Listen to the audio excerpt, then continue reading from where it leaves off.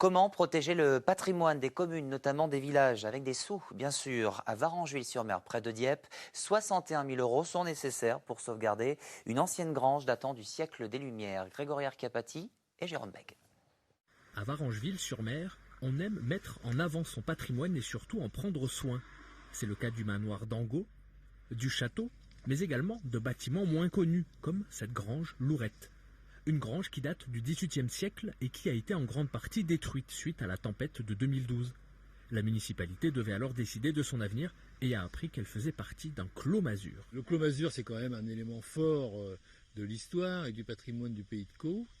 Donc tout naturellement, on avait vocation à conserver cette grange. La question qu'on s'est posée, c'est de savoir si on devait la déplacer ou si on devait la garder à l'endroit où elle était. Une fois cette décision prise, il fallait trouver des fonds pour la restaurer.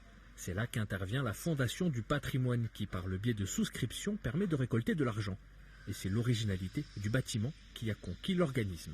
La plupart de nos dossiers sont effectivement des églises, puisque dans les petites communes, ce sont les églises qui constituent le plus gros poste budgétaire en matière de restauration de patrimoine.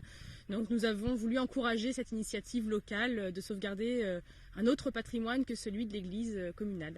Les travaux débutés début octobre ont nécessité le respect de certaines règles. Le respect des matériaux, puisqu'ici c'est briques et silex de Varengeville.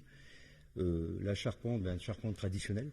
En plus de fonds versés par les collectivités locales, les souscriptions ont pour l'instant permis de récolter 27 000 € sur les 61 000 nécessaires pour réaliser la totalité des travaux et ainsi recréer une mare et un talus tout autour de la grange désormais rénovée.